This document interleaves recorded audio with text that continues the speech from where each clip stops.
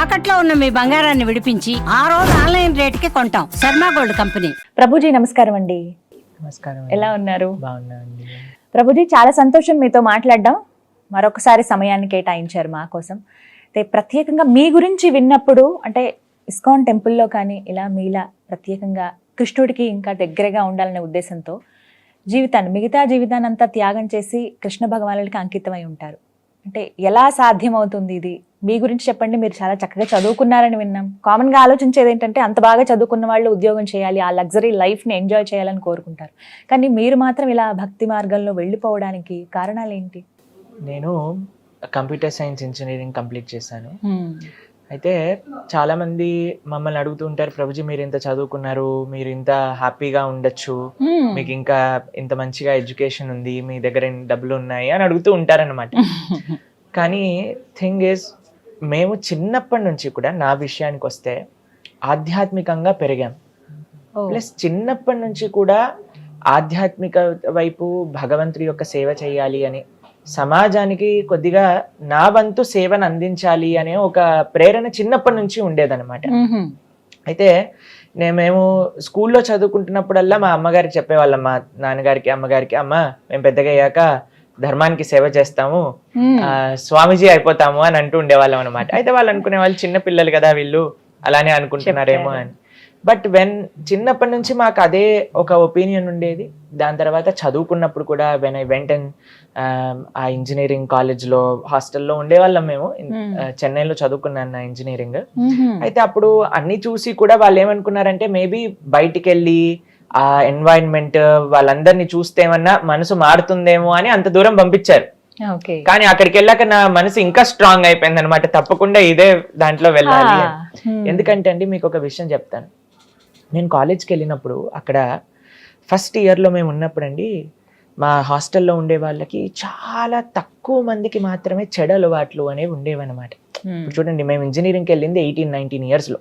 ఆ టైంలో మన కర్తవ్యం ఏంటి? చదువుకోవాలి, తల్లిదండ్రులకు మంచి పేరు తీసుకొని రావాలి, మన జీవితంలో ముందుకెళ్ళడానికి ఏదైతే కావాలో దాన్ని నేర్చుకోవాలి అంతే. కానీ అక్కడ ఉండే డిస్ట్రాక్షన్స్ చూసి అక్కడ ఉండే వాళ్ళందరికీ వాళ్ళు సంతోషంగా ఉన్నారా అంటే అటు సంతోషంగా లేరు, ఇటు మంచి పనులు కూడా చేయట్లేదు. ఈ రెండు చూసి ఈ ప్రపంచాన్ని మొత్తం చూసాక, ఈ భగవంతుడి యొక్క భక్తుల్ని చూసాక నాకు అనిపించింది ఇంకా స్ట్రాంగ్ అయిపోయింది అనమాట, నేను ఈ విధంగా సేవ చేయాలి అని అనుకున్నాం అనమాట. కానీ మీకు ఒక విషయం ఏంటి అని అంటే, చాలా మంది అడుగుతారు, ప్రజు మీరు ఇస్కాన్ వాళ్ళ వల్ల ఇలా సాధు అయిపోయారా అని అంటే, కాదండి, మాకు చిన్నప్పటి నుంచి ఆ ఒపీనియన్ ఉండేది, ఆ స్ట్రాంగ్ డిటర్మినేషన్ ఉండేది. మీకు ఒక చిన్న విషయం చెప్తాను. ఒక సైనికుడు ఉన్నాడు, దేశాన్ని సంరక్షించాలి అని అనుకుంటున్నారు. ఆయన నేను ఇంట్లో ఉండి సంరక్షిస్తా అంటే అవుతుందా అండి? కుదరని పని. కాబట్టి ఒక దానికోసం మనం ఫుల్ గా డెడికేట్ అవ్వాలి అని అంటే ఏదో ఒక విధంగా కొద్దిగా మన వంతు త్యాగం అనేది మనం చేయాలి. ఇప్పుడు ఇందాక మీరు చెప్పారు, మీరు స్టూడియో రావాలి అని అంటే పిల్లవాడిని ఒకరి దగ్గర ఒప్పేసి రావాలి. కానీ మన మనసు ఎక్కడ ఉంది? పిల్లవాడిని చూసుకోవాలి అని ఉంది. కానీ ఆ మాత్యం త్యాగం చేయాలి కదా మన యొక్క ధర్మాన్ని అనుసరించడానికి. కాబట్టి మాకు చిన్నప్పటి నుంచి మా యొక్క సంకల్పం ఏంటి అని అంటే, నేను ఎలాగైనా సరే భగవంతుడి యొక్క సేవగా సమాజానికి సేవ, దేశానికి సేవ చెయ్యాలి, నా మొత్తం సమయం ఆ భగవంతుడి యొక్క సేవలో వినియోగించాలి అని అనుకుంటే వాళ్ళం అనమాట. ఇప్పుడు చూడండి, మేము ప్రొద్దున పూట 3:30 గంటలకి లేచినప్పటి నుంచి రాత్రి పడుకునే 9:30 వరకు ఎవ్రీ మూమెంట్ మేము సేవ చేసుకోగలుగుతున్నాం. అధ్యయన సేవ, దీంతో మా జీవితం అంతా సక్రమంగా గడుస్తుంది. ఇంకో ప్రశ్న చాలా మంది అడిగేది ఏంటంటే, మళ్ళీ తల్లిదండ్రులను ఎందుకు ప్రభుజీ మీరు బాధ పెడుతున్నారు అని అంటారు. కానీ మా అమ్మగారు నాన్నగారు ఇద్దరు కూడా చిన్నప్పటి నుంచి నన్ను చూశారు కదండి, కాబట్టి వాళ్ళ పూర్తి ఆశీర్వచనం మాకు ఉండింది. ఇంజనీరింగ్ కంప్లీట్ చేశాక కొన్ని నెలలు నేను వర్క్ చేశాను. తర్వాత చెప్పాను అనమాట, అమ్మ మీరు చేయమంటే నేను పని చేస్తాను, కానీ నాకు మీకు తెలుసు చిన్నప్పటి నుంచి నాకు ఈ యొక్క మార్గంలో వెళ్ళాలి అని ఉంది, మరి మీరేమంటారు అంటే, మా నాన్నగారు అమ్మగారు ఇద్దరు కూడా ఒకటే విషయం చెప్పారు, నువ్వు ఎక్కడ హ్యాపీగా ఉంటే అక్కడ మేము కూడా హ్యాపీ. ఎంతో మంది మా అమ్మగారు ఇప్పుడు కూడా చెప్తూ ఉంటారు, అందరూ కూడా వాళ్ళ యొక్క స్వార్థం కోసం అని, వాళ్ళు బాగుండాలి అని కష్టపడుతున్న వాళ్ళు చాలా మంది ఉన్నారు. కానీ దేశం కోసం, ధర్మం కోసం ఒకళ్ళు ఆలోచించి వాళ్ళ జీవితాన్ని సమర్పణ చేస్తే దానికంటే గొప్ప అదృష్టం ఏముంది అని అంటారనమాట. కాబట్టి నిజంగా చెప్పాలి అని అంటే వాళ్ళ యొక్క ప్రోత్సాహం, వాళ్ళ యొక్క ఆశీర్వాదాల వల్ల మేము ఈ రోజు ఈ యొక్క భగవంతుడి గురించి మాట్లాడగలుగుతున్నాము అని అంటే వాళ్ళ యొక్క కృప. మీకు అనిపించుతా అంటే ఇప్పుడు సమాజంలో చూస్తుంటారు కదా, మీతోటి వాళ్ళని మీ ఫ్రెండ్స్ కానీ ఎవరైనా కలిసినప్పుడు అరే ఏంటి నువ్వు ఇలా అంటూ మాట్లాడతారా అండి మీతో ఎవరైనా? అయితే నాకు చిన్నప్పటి నుంచి నాకు అలవాటు ఏంటంటే మంచి స్నేహం. మొన్నసారి మాట్లాడుకున్నప్పుడు కూడా మనం మీకు ఒక విషయం చెప్పాను, ఎంత మంది ఉన్నారు కాదు, ఎంత మంచి వాళ్ళు మనతో ఉన్నారు అని. సత్సంగత్వే నిస్సంగత్వం, నిస్సంగత్వే నిర్మోహత్వం, నిర్మోహత్వే నిశ్చలతత్వం, నిశ్చలతత్వే జీవన్ముక్తి. లోకే సజ్జన సంగతిరేక భవతి భవార్నవ తరణే నౌక అంటారు. ఈ లోకంలో మంచి ఫ్రెండ్షిప్ అనేది చాలా రేర్ అండి. కాబట్టి నాకు చాలా మంది మంచి స్నేహితులు ఉన్నారు, ఇప్పటికీ ఉన్నారు. నేను ఇంజనీరింగ్ చదువుకున్న వాళ్ళు, స్కూల్లో చదువుకున్న వాళ్ళు అందరూ కూడా నాతో మాట్లాడతారు. ఏం మాట్లాడతామో తెలుసా అండి, మేము ఎంత బాగా నువ్వు సేవ చేస్తున్నావు, మేము కూడా మీ ఆశ్రమానికి వచ్చి ఉండాలనుకుంటున్నాం. వాళ్ళల్లో ఎవరైనా ఇలా మీలా? లేదు అండి, చాలా తక్కువ మంది. నేను ఒక్కని ఈ యొక్క మార్గంలోకి వచ్చినా సరే వాళ్ళు ఇప్పటికీ కూడా ఎంతో అప్రిషియేట్ చేస్తారు. వాళ్ళు అంటారు మా పిల్లలు పుట్టాక మీ ఆశ్రమానికి పంపించేస్తామని చెప్తారనమాట. కాబట్టి everybody is very well appreciative. ఎందుకంటే మనం చేసే సేవ ఇప్పుడు చూడండి, ఒక్కొక్కళ్ళు ఒక్కొక్క విధంగా సమాజానికి, దేశానికి సేవ చేయగలుగుతారు. మరి మా సేవ ఏంటి? మేము ఇలా ఇల్లు వదిలేసి శాస్త్రాన్ని అధ్యయనం చేస్తూ మేం చేసే సేవ ఏంటి అని అంటే, భగవంతుడి యొక్క ఆ తత్వం ఏదైతే ఉందో దాన్ని యథావిధిగా శాస్త్రాలలో ఆచార్యులు ఏం చెప్పారు అనే విషయాన్ని మేము అధ్యయనం చేస్తూ అది 10 మందికి చెప్పటం. దానివల్ల ఏమవుతుంది అని అంటే భగవంతుడికి దగ్గర అవుతారు. ఎప్పుడైతే మనం భగవంతుడికి దగ్గర అవుతామో ఈ ప్రపంచంలో ఉండే ఏ కష్టము కూడా మనల్ని బాధించలేదు. ఎదుర్కొనే శక్తి, ఆ ధైర్యాన్ని భగవంతుడు ఇస్తాడు. మీకు ఒక చిన్న స్టోరీ చెప్పనా? ఒకసారి ఒక పిల్లవాడు ఉన్నాడు, చాలా ధనవంతుల యొక్క కుమారుడు అనమాట. ఆయన తప్పిపోతాడు. తప్పిపోయినప్పుడు ఒక ఆయన చూస్తాడనమాట, అయ్యో ఈయన పిల్లవాడు తప్పిపోయాడు, ఏడుస్తున్నాడు కదా అని అనుకొని ఆ పిల్లవాడిని తీసుకొచ్చి వాళ్ళ ఇంట్లో పెట్టి చక్కగా తినిపించి స్నానం చేయించి రెడీ చేయించి ఆయన అంటారు, అయ్యా నేను నిన్ను చాలా బాగా చూసుకుంటా అని ఒక స్కూల్లో జాయిన్ చేసి పెంచుతూ ఉన్నాడు అనమాట. ఎవరింట్లో అయితే ఈయన పెరుగుతున్నారో దానికంటే వీళ్ళ యొక్క సొంత తండ్రి కొన్ని లక్షల కోట్ల రూపాయలు ఆయన దగ్గర ఉన్నాయి, చాలా ధనవంతుడు.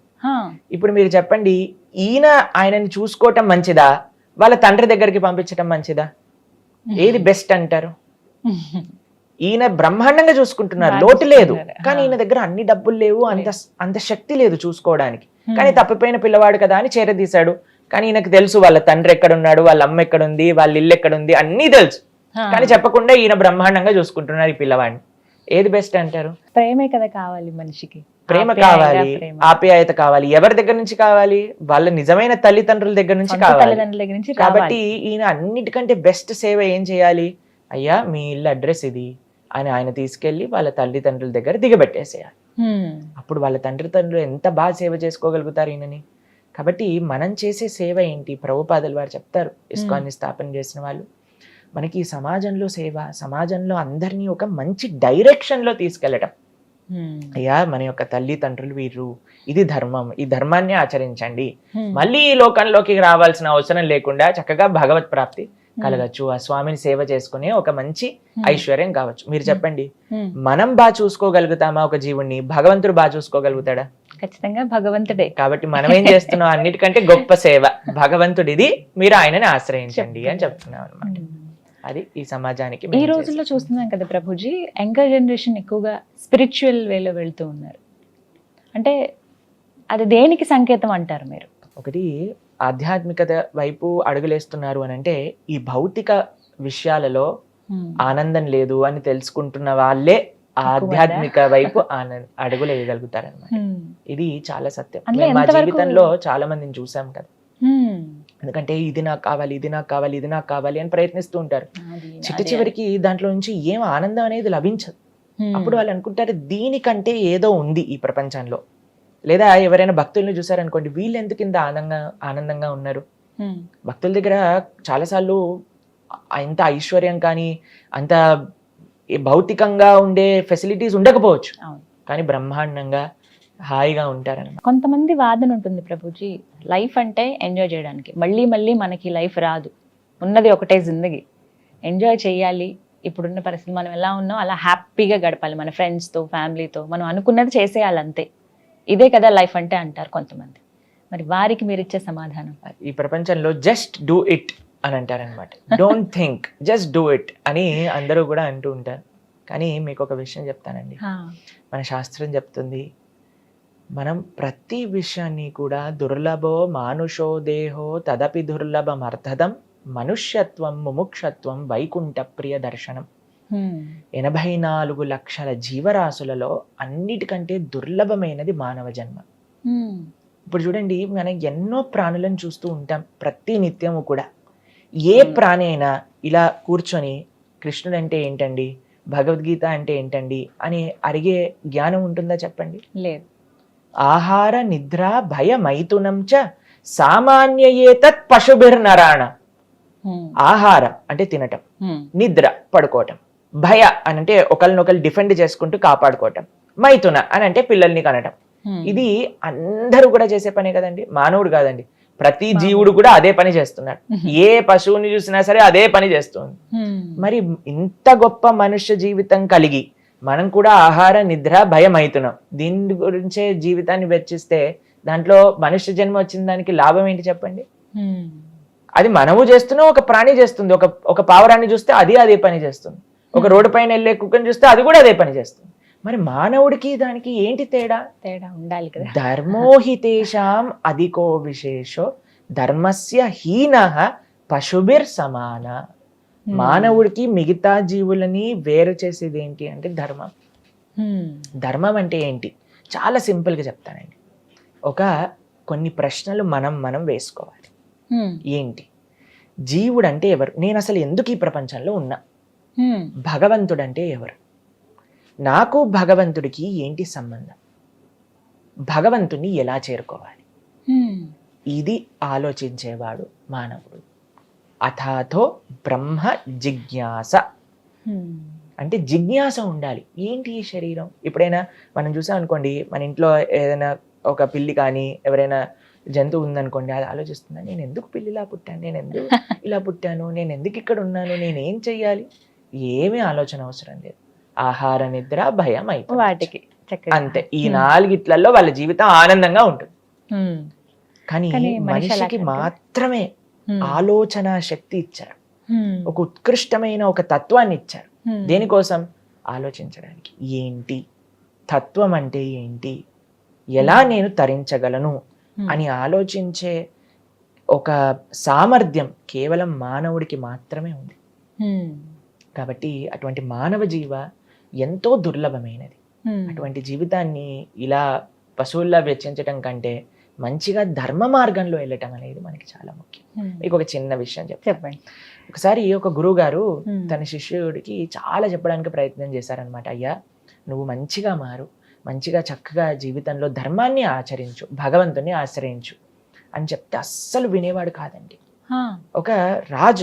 ఒక రాజ్యానికి రాజు అనమాట. చాలాసార్లు చెప్పడానికి ప్రయత్నించారు, కానీ ఈయన మాత్రం జస్ట్ డూ ఇట్, నేను ఏది మనసులో అనుకుంటే అది చెయ్యాలి అని అనుకునేవారు.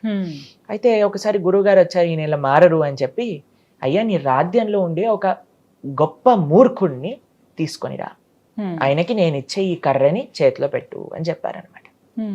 సరే అని వాళ్ళ భటులని, వాళ్ళ యొక్క సైనికుల్ని, వాళ్ళ యొక్క మంత్రుల్ని అందరినీ పంపించారు. ఒక పెద్ద మూర్ఖుడిని తీసుకొని రా మన రాజ్యంలో ఉండేవాడిని అని అంటే వాళ్ళందరూ వెతుకుతూ ఉన్నారనమాట. ఒక దగ్గర అండి ఒక పెద్ద బావి ఉంది, పక్కనే బావి ఉందన్నమాట.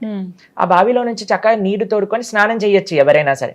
కానీ ఈయన ఏం చేస్తున్నాడు అని అంటే, ఒక చిన్న పాత్రలో నీరు తీసుకొని ఒక స్పూన్తో మీదేసుకుంటూ ఉన్నాడు అనమాట.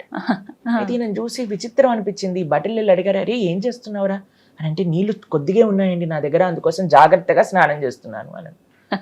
పక్కనే బావి ఉంది. అయితే వీళ్ళు అనుకున్నారు, వీడే మూర్ఖుడు అయి ఉంటాడు, వీడిని తీసుకెళ్ళాలి రాజుగారి దగ్గరికి అని తీసుకెళ్లారనమాట. తీసుకెళ్లి రాజుగారు అన్నారు, ఈ కర్ర పట్టుకో, చక్కగా భ్రమణ చేస్తూ ఉండు, ఇది మా గురువు నాకు ఇచ్చిన సేవ అని చెప్పారనమాట. రాజుగారి యొక్క ఆరోగ్యం సడన్ గా క్షీణించడం ప్రారంభం చేసింది. ఆయన ఒక శరీరం పెట్టి వెళ్ళిపోతున్నారు అని చాటింపు చేయించారనమాట. ఈ రాజుగారికి ఒక కోరిక ఉండేది, నా రాజ్యంలో ఉండే వాళ్ళందరినీ నేను చూడాలనుకుంటున్నా అని చెప్పంగానే అందరు వస్తున్నారు, రాజుగారిని చూస్తున్నారు, మాట్లాడుతున్నారు, వెళ్తున్నారు, మాట్లాడుతూ వెళ్తున్నారు. రాజుగారు అన్నారు, అందరు వచ్చారు కానీ ఈ మూర్ఖుడు రాలేదు, ఆయనని తీసుకొని రండి అనగానే ఆయనని తీసుకొచ్చారు. ఆయన మాట్లాడుతూ ఉన్నారనమాట. ఓ రాజా, ఎక్కడికి వెళ్తున్నావు నువ్వు అని అంటే, నేను చాలా దూరం వెళ్తున్నాను అని అంటే, మరి తీసుకెళ్ళడానికి ఏదైనా వెళ్తున్నప్పుడు తినడానికి ఏదైనా తీసుకెళ్తున్నావా అని అంటే, రాజుగారు అన్నారు, అరే మూర్ఖుడా, నీకు అర్థం కాదు, ఏం తీసుకెళ్ళలే నేను, తినడానికి తీసుకెళ్ళలేవా, సరే ఎవరైనా నీ భార్యల్ని తీసుకెళ్ళు, వాళ్ళు ఉండి పెడతారు నీకు అనగానే అందరు భార్యలు లోపలికి వెళ్ళి తాళాలు వేసేసుకున్నారనమాట, డోర్ని మూసేసి, ఎక్కడ రాజు రమ్మంటారేమో అని. అయితే భార్యలు రావట్లేదా, ఇంతమంది సైనికులు భటులు ఉన్నారు కదా, వాళ్ళని కొంతమందిని తీసుకెళ్ళు అనగానే అందరూ ఒక అడుగు వెన్నుకాలకి వేసేసారనమాట. అయితే రాజుగారు అంటున్నారు, ఎవరిని తీసుకొని వెళ్ళలేనురా, అది చాలా దూర ప్రయాణం అని అంటారనమాట. సరే ఇన్ని డబ్బులు, జీవితాంతం కూడా నువ్వు కష్టపడింది డబ్బుల కోసం కదా, డబ్బుల్ని తీసుకెళ్ళొచ్చు కదా కొన్ని అని అంటే, అయ్యో తీసుకెళ్ళలేనురా, నీకు చెప్పలేను, నువ్వు మూర్ఖుడివి కదా, సరే ఒక పని చేయి, నీకంటే పెద్ద మూర్ఖుడిని ఎవరైనా కనిపిస్తే వాడికి కర్రీ ఇచ్చేసి నువ్వు కూడా రిటైర్మెంట్ తీసుకో అని చెప్తారనమాట. వెంటనే ఈయన ఆ కర్రీ తీసి ఆ రాజుగారి చేతిలో పెడతారు. రాజుగారు అంటారు, ఏంటి నువ్వు చేసే పని, నా చేతిలో ఎందుకు పెట్టావు అని అంటే, అయ్యా జీవితాంతం మొత్తం కూడా నువ్వు ఎవరినైతే తీసుకెళ్ళలేను అనుకుంటున్నావో వాళ్ళ కోసం కష్టపడ్డావు, కానీ ఒక్కటి కూడా నీతో రాలేదంటున్నావు కదా, మరి నీకంటే పెద్ద మూర్ఖుడు ఇంకొకటి లేరు, ఈ కర్ర పట్టుకో చక్కగా అని అయ్యో. కాబట్టి మానవ జన్మ ఎంతో అద్భుతమైనదండి. దాన్ని చక్కగా మనం ఎవరిని వదిలేయాల్సిన అవసరం లేదు. ఏ ధర్మాన్ని మీరు ఆచరిస్తున్నారో, ఏ కర్తవ్యాలు మీకున్నాయో చక్కగా చేసుకోండి. దాంతోపాటు ధర్మం యాడ్ చేయాలంతే, దేన్ని సబ్స్ట్రాక్ట్ చేయాల్సిన అవసరం లేదు. ఏదన్నా అధర్మం ఉంటే దాన్ని తీసేయాలి, ధర్మాన్ని యాడ్ చేయాలి, భగవంతుణ్ణి మన జీవితంలో యాడ్ చేసుకోవాలి. ఇది చేసే ఏకైక ప్రాణి ఎవరైనా ఉన్నారంటే అది మనుష్యుడు మాత్రమే. కాబట్టి మనం చాలా జాగ్రత్తగా ధర్మాధర్మ విచక్షణతో ఈ మానవ శరీరాన్ని గడపాలి. స్వామి, మీరు ప్రత్యేకించి అంటే ఎలా ఇప్పుడు వద్దాం అనుకుంటున్న వాళ్ళు కావచ్చు, మేము కూడా ఇస్కాన్ టెంపుల్కి వెళ్దాం అనుకుంటున్నాం, సాధువులుగా మేము మారిపోదాం అనుకుంటున్నాం అని చెప్పి కొంతమంది చెప్తూ ఉంటారు. అంటే జీవన విధానం ఎలా ఉంటుంది అసలు మీది? యాక్చువల్గా చాలా మంది మాకు చెప్తూ ఉంటారు, ప్రభుజీ మేము కూడా మీ ఆశ్రమానికి వచ్చేస్తాం ప్రభుజీ, అడ్రస్ చెప్పేయండి ప్రభుజీ అని. అయితే మేము జస్ట్ కొన్ని రోజులు వెయిట్ చేస్తాం అనమాట. వాళ్ళు ఎప్పుడైనా ఫోన్ చేస్తారని మళ్ళీ చేయరు. ఎందుకనంటే దీన్ని శ్మశాన వైరాగ్యం అని అంటారు, చూస్తారా? ఎప్పుడైనా ఏదైనా శవం కాలిపోతుంది అనుకోండి, ఈ జీవితంలో ఒక సత్యం ఏంటి, ఎప్పుడు కూడా అశాశ్వతమే, ఇలా మనం ఒక రోజు కాలిపోవాల్సిందే అని అనిపిస్తుంది. అక్కడ నుంచి బయటికి రాగానే మళ్ళీ మన లోకం మనదే ఉంటుంది అంతే. కానీ సాధువులుగా మారాల్సిన అవసరం ఎవరికి లేదండి, కొంతమందికి మాత్రమే. ఎందుకంటే సాధు జీవితం అనేది అంత సులభమైన జీవితం కాదు, చాలా కఠినమైన జీవితం, ఎన్నో నియమాలతో నిష్ఠతో కూడుకున్న జీవితం అన్నమాట. మా యొక్క జీవితం అనేది సేవకే అంకితమైంది. పొద్దున్న నుంచి రాత్రి దాకా ఒక్కొక్క క్షణం కూడా ఆ భగవత్ సేవలో, సమాజ సేవలో, దేశ సేవలో గడుపుతూ ఉంటాం అనమాట. అయితే మేము చెప్పేది ఏంటి అని అంటే, ఎవ్వరూ ఏమి వదిలేయాల్సిన అవసరం లేదు. మంచి మార్గంలో, మంచి ధర్మ మార్గంలో, కృష్ణ భక్తి మార్గంలో మీరు వెళ్ళండి. అది ఎలా అనంటే, మంచిగా ఒక ఇస్కాన్ టెంపుల్ ఉంది, ఎక్కడైతే కృష్ణ భక్తి మనకి తెలుస్తుందో, భగవద్గీత, భాగవతం ఇవి చాలా ముఖ్యం. ప్రతి ఒక్కళ్ళు కూడా అధ్యయనం చేయవలసిన శాస్త్రం. మనకండి ధర్మం ఎలా వస్తుంది అని అంటే, ఏదో ఒక చిన్న పూజ చేయటం చేతో, వ్రతం చేయటం చేతో మనం భగవంతుడికి దగ్గర అవుతామా అని అంటే ప్రశ్నార్థకమే. మరి ఎలా భగవంతుడికి దగ్గర అయ్యేది అని అంటే, ప్రహ్లాదుడు చెప్తాడు, శ్రవణం కీర్తనం విష్ణోహో స్మరణం పాదసేవనం అర్చనం వందనం దాస్యం సాఖ్యం ఆత్మ నివేదనం. మొట్టమొదటి అడుగు, మీరు అన్నారు కదా మాకు కూడా భగవంతుని తెలుసుకోవాలని అని అనడానికి మొట్టమొదటి అడుగు ఏంటి అని అంటే, భగవంతుడి గురించి వినటం. ఏం వినాలి కృష్ణుడి గురించి తెలుసుకోవాలి అని అంటే, గీత, భాగవత, రామాయణాలు వినాలి. అందుకే మన పెద్దలు కూడా అండి, మీరు ఎక్కడైనా మీరు చూసారనుకోండి, భాగవత సప్తాహము అని చేస్తూ ఉంటారు. మన పెద్దలకి తెలుసు ఏ పుస్తకం మనల్ని ఉద్ధరింపజేయగలుగుతుంది, ఏ పుస్తకం మనల్ని భగవంతుడి దగ్గరికి తీసుకెళ్ళగలుగుతుంది అనేది దాన్ని ఇలా ఈ యొక్క భాగవత సప్తాహ రూపంలో అందించేశారనమాట. మనం ఎక్కడ చూసినా, ఏ గ్రామానికి వెళ్ళినా సరే అక్కడ భాగవత సప్తాహం జరుగుతుంది, రామాయణ నవాహం జరుగుతుంది అనమాట. ఈ రెండూ కూడా మానవుడికి చాలా దగ్గరగా ఉండి మనల్ని మన స్థాయి నుంచి భగవంతుడి దగ్గరికి తీసుకెళ్లే పుస్తకాలు అనమాట. కాబట్టి మనం కృష్ణుడికి దగ్గర అవ్వాలి అని అనుకుంటే ముందుగా చేయాల్సింది శ్రవణం, దాంతో పాటు చేయాల్సింది భగవంతుడి యొక్క నామ జపం. అటువంటి నామాన్ని మనం కీర్తన చేస్తూ అలా ఒక్కొక్క మెడుగు ముందు వేసుకుంటూ భగవంతుడి దగ్గరికి తెచ్చుకోవచ్చు. మీ జీవన విధానం స్వామి ఎలా ఉంటుంది? అయితే మా యొక్క జనరల్ స్కెడ్యూల్ మీకు చెప్తే మార్నింగ్ పూట 3:30 కల్లా మేము నిద్రలేస్తాం అన్నమాట. 3:30 ఎవ్రీడే నియమంగా మా ఆశ్రమంలో అందరూ కూడా 3:30 కల్లా నిద్రలేసి దాని తర్వాత మాకు స్నానాది కార్యములన్నీ కూడా తీసుకొని 4 గంటలకి మా ఆలయంలో ఫస్ట్ ఆరతి జరుగుతుంది భగవంతుడికి. అయితే 4:30 కల్లా అందరూ ఆరతిలో పాల్గొంటారు, ఆశ్రమ వాసులందరూ కూడా. దాని తర్వాత 2 గంటలు మంత్ర మెడిటేషన్, భగవంతుడి యొక్క నామాన్ని జపం చేస్తాం. హరే కృష్ణ కృష్ణ కృష్ణ హరే హరే, హరే రామ రామ రామ హరే హరే అనే ఈ మంత్రాన్ని జపం చేస్తాం అనమాట.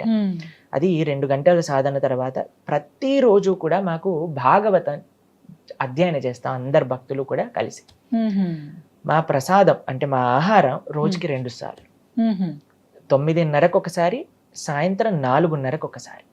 సూర్యాస్తమయం అయ్యే లోపలే మా ఆహారం అంతా కూడా పూర్తయిపోతుంది అనమాట. ఆ తర్వాత ఏమి తీసుకో? దాని తర్వాత ఇంకా మళ్ళీ నెక్స్ట్ డే మార్నింగ్ 9:30 వరకు ఏం తీసుకో.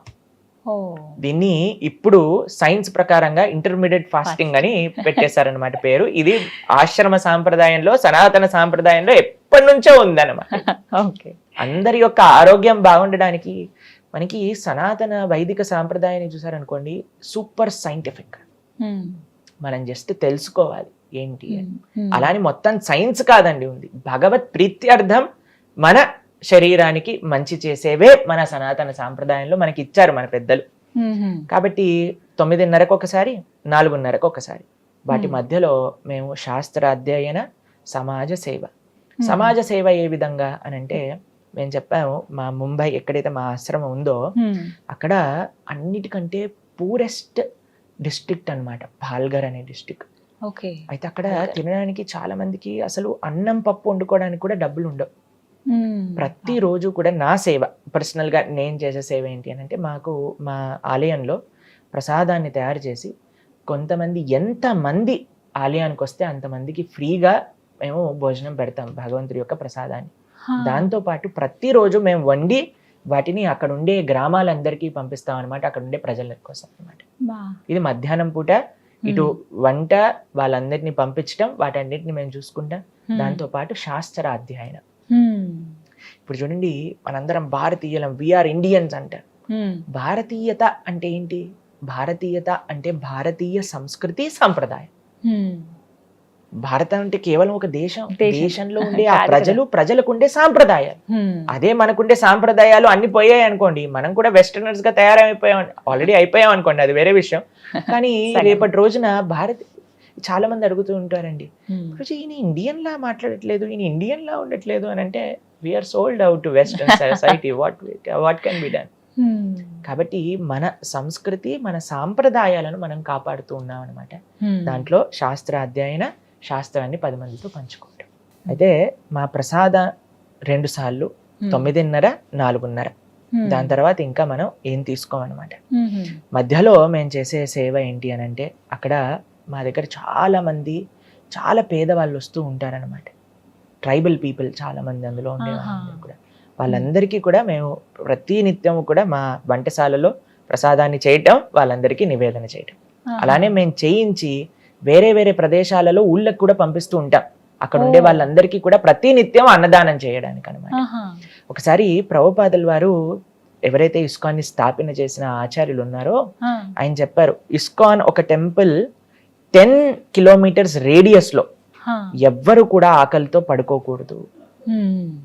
అందుకే ఇప్పటికీ కూడా 50 లక్షల మందికి పైగా ప్రతి నిత్యము కూడా ఇస్కాన్ ఆలయాల నుంచి అన్నదాన సేవ అనేది జరుగుతుంది. ఇప్పటికీ ప్రతి నిత్యము కూడా. కాబట్టి అలా మేము ప్రొద్దున పూట సమాజ సేవ, దాంతో పాటు శాస్త్రాధ్యయనం.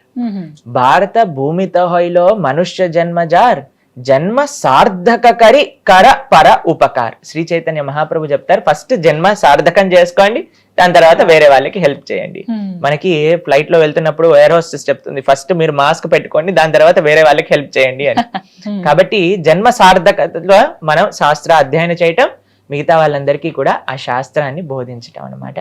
ఈ విధంగా ఉంటుంది. సాయంత్రం పూట ప్రోగ్రామ్స్, ప్రవచనాలు. అక్కడికి మధ్యలో అండి మాకు మెయిన్ సేవ ఏంటి అని అంటే, మా విషయానికి వచ్చేసరికి ఎంతో మందితో మేము మాట్లాడుతూ ఉంటాం అనమాట. వాళ్ళ జీవితంలో ఏ విధంగా వాళ్ళకి ఏదైనా మానసికంగా వాళ్ళకి ఏదైనా హెల్ప్ చేయగలుగుతామా.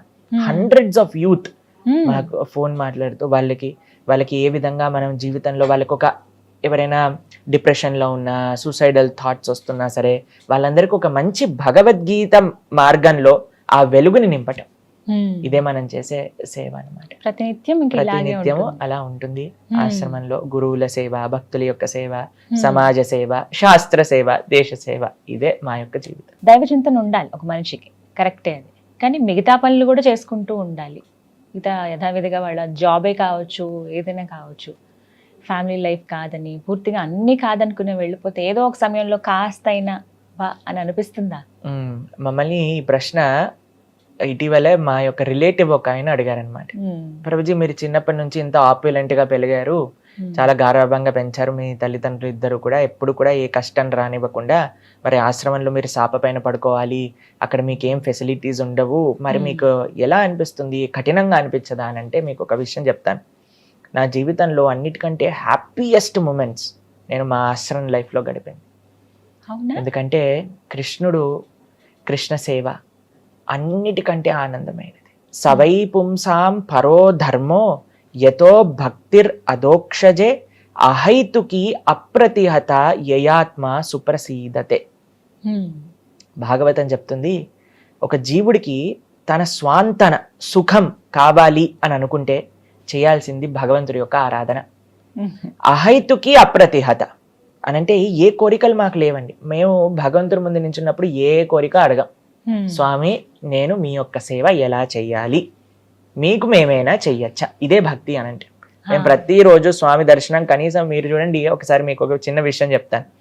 ఎప్పుడైనా మీరు గుడికి వెళ్ళారనుకోండి, గుళ్ళ ప్రసాదం తీసుకున్నారనుకోండి, ఎంత బాగుంటుంది గుడికి వెళ్తే, ఒక ప్రశాంతత, అసలు ఎంత బాగా అనిపించింది, ఆ రోజంతా బాగున్నట్టు అనిపిస్తుంది. మేము ఆలయంలోనే ఉంటాం, ఇంకా మా జీవితం ఎందుకు బాధగా ఉంటుంది చెప్పండి. Krishna is most exciting. ఆయన ప్రతి లీలా అంత ఎక్సైటింగ్, ఆయన సేవ అంత ఎక్సైటింగ్ కాబట్టి మాకు ప్రతి నిత్యం కూడా ఒక్కొక్క క్షణం ఇలానే ఎప్పటికీ ఉండిపోవాలి అని అనిపిస్తుంది. కానీ ఎప్పుడు కూడా డల్గా అనిపించదు. అయ్యో ఇదేనా, ఈ మంత్రమైనా. ఇప్పుడు చూడండి, ప్రపంచంలో ఏ భౌతిక విషయమైనా సరే ఒక రోజు దాటింది అని అంటే దానిపైన, ఇప్పుడు మీకు న్యూస్ పేపర్ ఇచ్చాను, ఓ నిన్నటిదా అని పక్కన పెట్టేస్తాం. కానీ శ్రీమద్ భాగవతం 5000 సంవత్సరాల నుంచి అలా అధ్యయనం చేస్తూ ఉన్నారు, ఇప్పటికీ అధ్యయనం చేస్తారు, యుగ యుగాల పర్యంతము కూడా భాగవతాన్ని అధ్యయనం చేస్తారు. ఎందుకు అనంటే ఆ కృష్ణుడు అనే తత్వం, కృష్ణుడి యొక్క ఆ లీల, కృష్ణుడి యొక్క వైభవం అనేది ఎటర్నల్. ఆయన యొక్క స్వీట్నెస్ అనేది తగ్గదు, పెరుగుతూ ఉంటుంది. కాబట్టి ఆయన దగ్గర ఉన్న మేము, ఆయన సేవ చేస్తున్న మాకు ఎప్పుడు కూడా మాకు బోరింగ్ గా అనిపించదు, బాధ వేయదు, ఆనందంగా ఉంటాం మేము మా సేవలో. ఇంకో చిన్న విషయం మీరు అడిగారు, అన్నిటినీ చూసుకోవాలి, ఎక్స్క్లూజివ్ గా అన్నిటినీ వదిలేసి కృష్ణుడిని ఆశ్రయించాల్సిన అవసరం ఏముంది అని అన్నారు మీరు చూడండి, ఏ జీవుడైనా సరే, ఎవ్వరమైనా సరే, జీవేర స్వరూపహోయ్ కృష్ణేర నిత్యదాస్. మనము వీఆర్ ఎ స్పిరిచువల్ బీయింగ్, ఆత్మ ఆధ్యాత్మికం. మనం ఒక ఆధ్యాత్మిక జర్నీలో ఈ భౌతిక ప్రపంచంలో ఉండేవి స్వీకరిస్తూ మనం భగవంతుడి దగ్గరికి ప్రయాణం చేయాలి. మీకు ఒక చిన్న ఎగ్జాంపుల్ చెప్తాను. పూణే నుంచి ఎప్పుడైనా మీరు ముంబై వెళ్తున్నారనుకోండి, కర్జత్, లోనావాలా అని చిన్న చిన్న ప్లేసెస్ వస్తాయన్నమాట.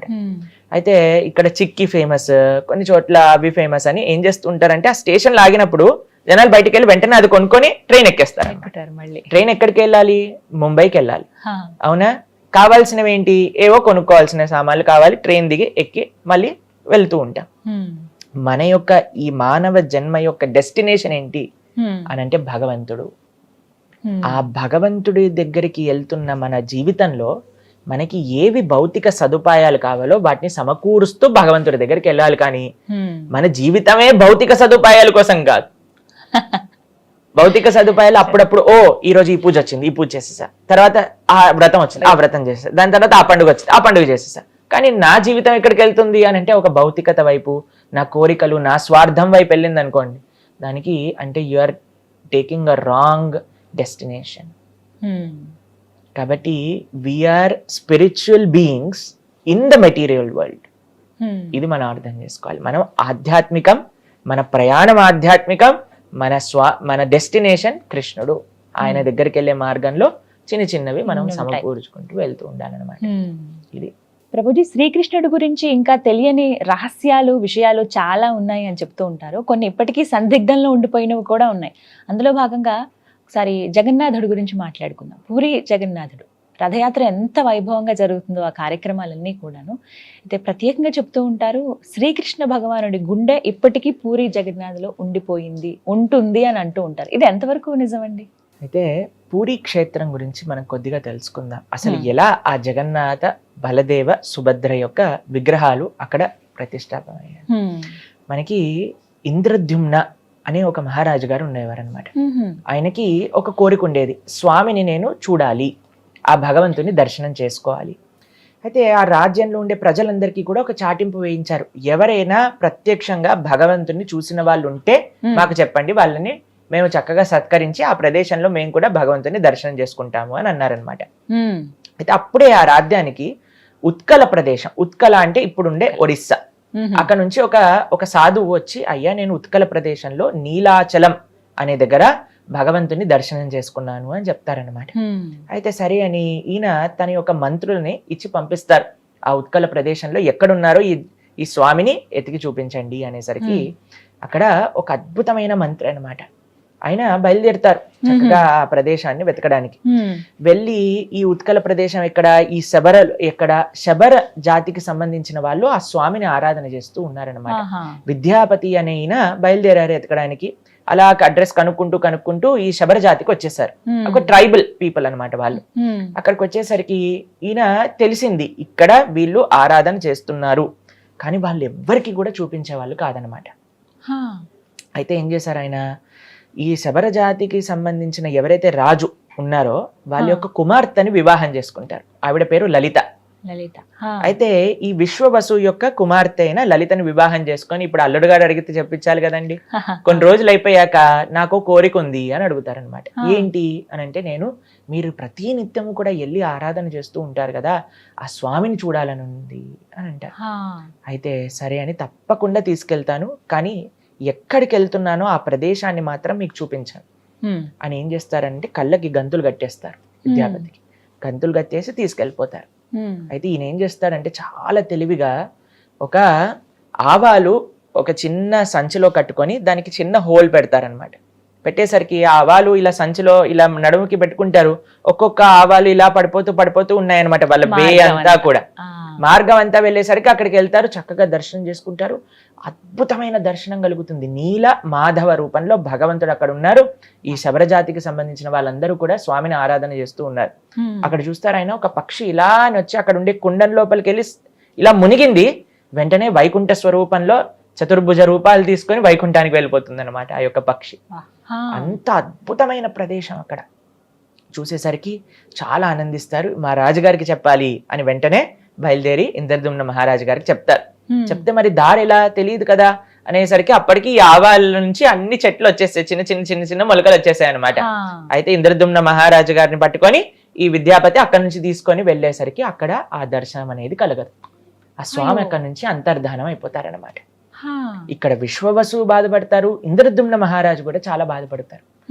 ఏంటి, ఏం జరిగింది, ఎందుకు ఇలా స్వామి దర్శనం అంతర్ధానం అయిపోయింది అనగానే స్వామి ఇలా కళ్ళలో కనిపించి, అయ్యా నేను ఇంకొక అద్భుతమైన రూపంలో ఈ ప్రజలందరికీ కూడా దర్శనం ఇవ్వాలి అని అనుకుంటున్నా, కాబట్టి మీరు ఆయన ఒక యజ్ఞాన్ని చేస్తారనమాట. అందులో కనిపించి స్వామి చెప్తారు, ఒక పెద్ద చెక్క ముక్క ఇలా నీళ్ళల్లో ఆ సముద్రంలో వస్తుంది మీ దగ్గరికి, దానితో మీరు విగ్రహాలు చేయించండి అని చెప్తారనమాట. సరే అని ఇంద్రద్యుమ్న మహారాజు గారు దీన్ని తీసుకొచ్చి కొన్ని రోజులకి భగవంతుడు చెప్పిన విధంగానే వచ్చేసింది. దాన్ని తీసుకొని చూసేసరికి ఎవరు చెక్కుతారు ఇక్కడ నుంచి విగ్రహాలు అనే లోపల విశ్వకర్మ ఒక చాలా వృద్ధ బ్రాహ్మణుడి యొక్క రూపంలో వస్తాడనమాట. వచ్చి, అయ్యా నేను చక్కగా చెక్కి పెడతాను, కానీ నేను బయటికి వచ్చేంత వరకు మీరు రాకూడదు అని చెప్తారు. ఈ కండిషన్తో లోపలికి వెళ్ళిపోతారు. గుండీచ అని అంటే ఈ యొక్క ఇంద్రద్యుమ్న మహారాజు గారి యొక్క భార్య. ఆవిడికి కొన్ని రోజులు అయ్యాక డౌట్ వచ్చింది, ఏంటి ముసలాయన లోపలికి వెళ్ళాడు, అసలు చెక్కుతున్నప్పుడు టక్ టక్ సౌండ్ అయినా రావాలి కదండి, ఏమీ వినిపించట్లేదు అని వెళ్ళి ఆ డోర్ దగ్గరికి వెళ్ళి చూసేసరికి అసలు ప్రశాంతంగా, అసలు ఇంత వాయిస్ కూడా లేదనమాట. అయితే ఆవిడ అనుకుంది ఈయన చనిపోయాడేమో, ఏమైందో తెలియదు, కాబట్టి మనం విగ్రహాల్ని చూడాలి అని అంటే ఎలాగైనా సరే దీన్ని ఓపెన్ చేయాలి అని డోర్ ఓపెన్ చేయించేసాను. అయ్యో, ఓపెన్ చేయించేసరికి అక్కడ జగన్నాథుడు, బలభద్ర, సుభద్ర ఇన్కంప్లీట్ విగ్రహాలుగా మనకు కనిపిస్తున్నాయి, కానీ అలానే ఉండిపోయాయి అన్నమాట. అయితే ఇంద్రద్యుమ్న మహారాజు గారికి చాలా బాధేస్తుంది, అదేంటబ్బా ఇలా ఉండిపోయారు జగన్నాథుడు అనేసరికి జగన్నాథుడు సాక్షాత్తుగా కృష్ణుడు తన కలలో కనిపించి, ఈ విధంగానే నేను ఇక్కడ పూరి క్షేత్రంలో చక్కగా ఆరాధన చేసుకోవాలి అనుకుంటున్నాను. మీరు అడిగారు కదా కృష్ణుడు గుండె ఉందా అని, కృష్ణుడు గుండె కాదండి, సాక్షాత్తుగా కృష్ణుడే జగన్నాథుడిలా ఉన్నాడు అక్కడ. భగవంతుడికి భగవంతుడి యొక్క విగ్రహానికి తేడా లేదు. చాలా మంది ప్రశ్నిస్తూ ఉంటారు, సనాతన ధర్మంలో విగ్రహారాధన లేదు. మీరు చూడండి, భగవంతుడే వచ్చి నా విగ్రహాల్ని చేయించింది అని చెప్తున్నారు. కాబట్టి మనం స్వామి యొక్క శ్రీ విగ్రహాన్ని ఆరాధన చేస్తుంటే అది సాక్షాత్తుగా భగవంతుణ్ణి ఆరాధన చేసినట్టే. మన సనాతన వైదిక సంస్కృతిలో ఎన్నో ప్రమాణాలు ఉన్నాయి మనకి విగ్రహారాధన అన్నిటికంటే శ్రేష్టమైన మార్గము అని చెప్పడానికి. కాబట్టి ఎవరైతే మీ దాంట్లో విగ్రహారాధన లేదు, విగ్రహారాధన అవసరం లేదు అనే వాళ్ళందరికీ కూడా జగన్నాథుడి యొక్క లీలే ప్రత్యక్ష ప్రమాణం. స్వామి సాక్షాత్తుగా తన విగ్రహాన్ని చేయించుకున్నారు. చేయించుకున్నాకండి ఒక అద్భుతమైన ఆలయాన్ని ఇంద్రద్యుమ్న మహారాజు గారు నెలకొల్పుతారు. చాలా పెద్ద కథ అండి అది, మీకు కొద్దిగా చిన్నగా చెప్తాను. అయితే ఈ ఆలయం వచ్చాక ఈ ప్రతిష్ఠ ఎప్పుడైతే చేస్తారో భగవంతుడు ఇంద్రద్యుమ్న మహారాజు గారిని అడుగుతారు, ఇంత నా కోసం సేవ చేసావు, ఇంత తపనగా నా ఆలయాన్ని కట్టించావు, ఇంత ప్రేమతో నన్ను ఆరాధన చేస్తున్నావు, నీకు ఏదన్నా కోరిక ఇవ్వాలనుంది, మీరు ఏదన్నా వరం కావాలి అని అంటే కోరుకోండి అని అంటారనమాట. అప్పుడు ఇంద్రద్యుమ్న మహారాజు గారు 3 కోరికలు కోరుకుంటారు. మీరు ఎప్పుడైనా విన్నారా ఏ కోరికలు అవి అని? ఒకటి ఏంటి అని అంటే, అయ్యా నీ చేతులు ఎప్పుడు కూడా తడిగా ఉండాలి. అంటే ఏంటో తెలుసా, ఎప్పుడు కూడా తింటూ ఉండాలన్నమాట, భోజనం చేస్తూ ఉండాలి, స్వామి ప్రసాదాన్ని నైవేద్యాన్ని స్వీకరిస్తూ ఉండాలి. స్వీకరించి చేతులు కడుగుతారు కదండి, చేతులు కడుక్కోగానే ఇంకో నైవేద్యం రావాల్సిందే అక్కడికి ఇంకొకటి. కాబట్టి పూరి జగన్నాథ క్షేత్రంలో ఉండే ఒక విలక్షణమైన సాంప్రదాయం ఏంటి అని అంటే, ప్రతి నిత్యము కూడా భగవంతుడికి నైవేద్యం సమర్పణ చేస్తూ ఉంటారన్నమాట. పూరికి ఎంత మంది వెళ్తే అంత మందికి భగవంతుడి యొక్క మహాప్రసాదం అనేది లభిస్తూ ఉంటుంది. కొత్త మట్టి కుండలలో స్వామికి చేస్తూ ఉంటారనమాట నైవేద్యం. ఎంతో వేల మంది సేవకులు కేవలం భగవంతుడి యొక్క నైవేద్యాన్ని ఉండడానికి అక్కడ సేవ చేస్తూ ఉంటారు. ఎంతో బాగుంటుందండి. పూరికి వెళ్ళి మీరు చూసారనుకోండి, అసలు ఆ వంటశాల, ఆ వంట గది లోపలికి వెళ్ళనివ్వరు, బయట నుంచి చూస్తే కట్టెల పొయ్యి మీద కొత్త కొత్త కుండలతో వాళ్ళందరూ కూడా తయారు చేస్తారు. అక్కడ ఒక పెద్ద బావి ఉంటుంది, ఆ బావిలో నుంచి నీళ్లు తీసుకొచ్చి వంటింట్లో అందించటము కొన్ని తరతరాలుగా చేస్తున్నారనమాట వాళ్ళ యొక్క వంశీకుల సేవ. కొన్ని వేల మంది పూరి ఆలయంలో సేవ చేస్తూ ఉంటారు. ప్రతి నిత్యము కూడా భగవంతుడికి ఈ విధంగా నైవేద్యాలు అనేవి సమర్పణ అవుతుంది. అవందరినీ కూడా భక్తులకి పంచిపెడుతూ ఉంటారనమాట. ఇది మొట్టమొదటి కోరిక. రెండో కోరిక ఏంటి అని అంటే, అయ్యా నీ దర్శనం ఎప్పుడు కూడా భక్తులకి అవుతూ ఉండాలి. కాబట్టి పూరి క్షేత్రంలో జగన్నాథుడు చాలా కొద్దిసేపు మాత్రమే నిద్రపోతారు, మామూలు సమయంలో ఎప్పుడు కూడా దర్శనం. మీకు విషయం తెలుసా, అక్కడ విచిత్రం ఏంటి అని అంటే, స్వామికి అలంకరణ చేసేటప్పుడు కూడా భక్తులు దర్శనం చేస్తూ ఉంటారనమాట. స్వామికి అలంకరణ తీసేసి నెక్స్ట్ అలంకరణ వేస్తూ ఉంటారు, అయినా సరే భక్తులు దర్శనం చేసుకుంటూ ఉంటారు. జనరల్ గా ఆలయంలో మనం చూసాం అనుకోండి, అలంకరణ అయిపోయాక కర్టెన్లు తీసి దర్శనం ఉంటుంది, కానీ పూరిలో ప్రతి నిత్యము దర్శనమే అనమాట. మూడో కోరిక ఏంటో తెలుసా అండి, నాకెప్పుడు కూడా పిల్లలు పుట్టకూడదు. అయితే ఎందుకు ఇంద్రద్యుమ్న మహారాజు గారు ఇలా అన్నారు అని అంటే, ఇప్పుడు నాకు పిల్లవాడు పుట్టాడు అనుకోండి, వాడు అంటాడు ఇది మా నాన్న కట్టించిన గుడి, వాళ్ళ పిల్లవాడు అంటాడు మా తాత కట్టించిన గుడి, దీనికి నేను అర్హుణ్ణి, నాకు స్పెషల్ దర్శనాలు కావాలి, నేను చెప్పింది జరగాలి. అయ్యా ఇది నీ గుడి, నీ భక్తుల గుడి, నీకు నీ భక్తులకి ఎవ్వరు మధ్యలో రాకూడదు, చక్కగా వాళ్ళందరూ నేను సేవ చేసుకోవాలి, కాబట్టి నా అనేవాడు ఉండాల్సిన అవసరం లేదు అని అన్నారండి ఇంద్రద్యుమ్న మహారాజు. ఇప్పుడు చూడండి, అంత భగవంతుడు వచ్చి మీ కోరికలు నెరవేరుస్తా అని అన్నప్పుడు ఇంద్రద్యుమ్న మహారాజు తన కోసం తానేమన్నా అడిగాడా అండి? అయ్యా నువ్వు బాగుండాలి, నువ్వు బాగా తినాలి, నువ్వు నీ భక్తులకి మంచిగా కృప చూపించాలి, నా అనేది ఉండకూడదు. నువ్వు నీ భక్తులు ఇద్దరు కూడా చక్కగా మీ పైన ప్రేమ వాళ్ళు చూపిస్తారు, వాళ్ళ పైన ప్రేమ నువ్వు చూపించు. ఇది నిజమైన భక్తి అని అంటే జగన్నాథపురిలో ఉంది. సాక్షాత్తుగా కృష్ణుడు, సాక్షాత్తుగా బలరాముడు, సాక్షాత్తుగా సుభద్ర. నీలాచల నివాసాయ నిత్యాయ పరమాత్మనే బలభద్ర సుభద్రాభ్యాం శ్రీ జగన్నాథాయ తే నమః. ఆ నీలాచలంలో ఉంది సాక్షాత్తుగా కృష్ణుడే. అయితే అక్కడ ఉండే సాంప్రదాయం, ఆ లోకల్ సాంప్రదాయం ప్రకారంగా నాభి బ్రహ్మ అని అంటారు. అది ఏంటో తత్వం ఇంకా అంత ఎవ్వరికి కూడా తెలియదు, అదొక రహస్యం. నాభి బ్రహ్మ అది జగన్నాథుడి లోపల నుంచి ఇంకొక విగ్రహం లోపలికి ట్రాన్స్ఫర్ చేస్తారు అనేది మనం చూస్తూ ఉంటాం. కానీ అది ఏంటి అనే విషయాలు మనకి అంత క్లారిటీగా తెలియదు అనమాట. ఇంకో విషయం ఏంటి అని అంటే, స్వామి యొక్క ఈ విచిత్రమైన లీలలు, ఈ విలక్షణమైన లీలలు ఎన్నో ఎన్నో ప్రదేశాల్లో ఉంటూ ఉంటాయి. కానీ జగన్నాథపురిలో ఉండే కృష్ణుడు, మనం ఆ నాభి బ్రహ్మ చేత కృష్ణుని జగన్నాథుని ఆరాధన చేయట్లేదు, జగన్నాథుడు కృష్ణుడు కాబట్టి ఆరాధన చేస్తున్నాం. ఆయన యొక్క మహిమలు, ఆయన యొక్క లీలలలో ఎన్నో రకాల రహస్యాలు, ఎన్నో లీలలు జగన్నాథపురిలో మనం వీక్షిస్తాం అనమాట. ఆ విగ్రహాలు కూడా ఎన్నో సంవత్సరాలకు ఒకసారి ఇలా మారుస్తారు కదండి. అవునండి. వాటి గురించి కూడా చాలా ఆసక్తిగా ఉంటాయి ఉన్నా కూడా. నిజమే, లీలలు చాలా భగవంతుడు ఉంటాయి. అక్కడ చెప్తారు ఏంటి అని అంటే, భగవంతుడికి నిజంగా మారాల్సిన అవసరం లేదు. ఒకసారి భగవంతుడి యొక్క విగ్రహాన్ని మనం ఆరాధన చేస్తున్నాం మనస్సుతో ఆవాహన చేసి అని అంటే, అక్కడ సాక్షాత్తుగా భగవంతుడు వచ్చి ఉన్నారు. ప్రాణ ప్రతిష్ఠ అని అంటారు, మీరు వినే ఉంటారు కదా. భగవంతుణ్ణి ఆ విగ్రహం లోపలికి ఆవాహన చేస్తామన్నమాట. చాలా మంది అంటారు మీరు రాయిని పూజ చేస్తున్నారు. మేము రాయిని పూజ చేయట్లేదండి, రాయి లోపలిని భగవంతుని ఆహ్వాన చేసి, ఇప్పుడు చూడండి ప్రేమ మీరు ఎవరి దగ్గరైనా ఉంది అని అనుకోండి, అయ్యా మీరు తప్పకుండా రావాలి మా దగ్గరికి అని అంటే మీరు వెళ్తారా లేదా? వెళ్తారా అండి? ఆహ్వానిస్తే ఖచ్చితంగా తప్పకుండా వెళ్తారు కదా. ప్రేమతో ఆహ్వానం చేస్తే తప్పకుండా వెళ్తారు కదా. మరి భగవంతుడు ప్రేమైక మూర్తి అన్నప్పుడు అంతటా ఉండే స్వామి ఆ రాయిలో ఎందుకు ఉండరండి? అయ్యా స్వామి నిన్ను ఈ విధంగా నేను ఆరాధన చెయ్యాలి అని అనుకుంటున్నప్పుడు మనం ప్రేమతో ఆహ్వానం చేస్తే ఎందుకు స్వామి రాడండి కదా. కాబట్టి మనం ఆరాధన, ఆ శ్రీ విగ్రహాన్ని యొక్క ఆరాధన అనేది తప్పనిసరిగా చేయాలి. అందులో భగవంతుడు సాక్షాత్తుగా ఉన్నాడు. కాబట్టి ఆ స్వామిని అక్కడ చూస్తే నవకలేవరం అనే ఒక ఉత్సవం చేత ఎప్పుడైతే అధిక ఆషాఢ మాసం వస్తుందో అప్పుడు మారుస్తారనమాట విగ్రహాల్ని. ఒక కొత్త విగ్రహాలని చేయించి అందులో నుంచి ఈ నాభి బ్రహ్మని ఇందులోపల పెట్టి మిగతా ప్రతిష్టా కార్యక్రమాలన్నీ కూడా చేసేసి ఈ పురాణ విగ్రహాలన్నింటినీ కూడా తీసుకెళ్లి అక్కడ ఒక ఆలయంలోనే ఒక దగ్గర ఉంటుంది, ఒక ప్రదేశం ఉంటుంది అనమాట. అందులోపల వాళ్ళు పూజ చేస్తారనమాట. ఇది అక్కడ పూరిలో ఒక లోకల్ సాంప్రదాయంగా నడుస్తూ ఉంటుంది. అయితే ఒకళ్ళ దగ్గర నుంచి నేను విన్నాను, ఒక భక్తుల దగ్గర నుంచి. ఆయన అంటారు, భగవంతుడు అంటున్నారు ఈ ప్రపంచంలో ఉండే వాళ్ళతో, అయ్యా సాక్షాత్తుగా భగవంతుడి యొక్క విగ్రహాన్ని అయినా నేనైనా సరే ఒక రోజు ఎక్స్పైరీ, ఒక రోజు అయిపోతాను, ఆ కొత్త విగ్రహం రావాల్సి వస్తుంది. కానీ ఈ ప్రపంచంలో ఉండే మనుషులు అనుకుంటారట నేను ఎప్పటికీ జీవిస్తాను, నాకు అప్పుడు ఎప్పుడు ఎండ్ రాదు అని అనుకోని వాళ్ళ జీవితంలో వాళ్ళ యొక్క ఆశల్ని, వాళ్ళ యొక్క కోరికల్ని వాళ్ళు నెరవేర్తిస్తూ వెళ్తూ ఉంటారు. ఇప్పుడు చూడండి ఎంత ఆశ్చర్యం అని అంటే, మనం ఉండే వాళ్ళందరూ కూడా పక్కన ఉండే వాళ్ళు పోతున్నారు అని మనం గమనించినా సరే నేను మాత్రం పోను, నాకు మాత్రం ఎండ్ లేదు అని అనుకుంటారు. అవును. కాబట్టి జనాలకు చూపిస్తూ ఉన్నారట భగవంతుడు ఈ లీల మాధ్యమంగా అని కూడా ఒకళ్ళు చెప్తూ ఉంటే నేను విన్నానమాట. కాబట్టి జగన్నాథుడి యొక్క లీలలు అనంతం, అద్భుతం. కాబట్టి మీరందరూ కూడా తప్పకుండా జగన్నాథ క్షేత్రాన్ని దర్శించండి, ఆ స్వామి యొక్క కృపకు పాత్రలు కాయండి. రథయాత్ర సమయం కాకుండా ఇంకా స్పెషల్ డేస్ ఉంటాయా స్వామి పూరిలో? పూరిలో ప్రతి నిత్యం కూడా ఎన్నో ఉత్సవాలు జరుగుతూ ఉంటాయన్నమాట.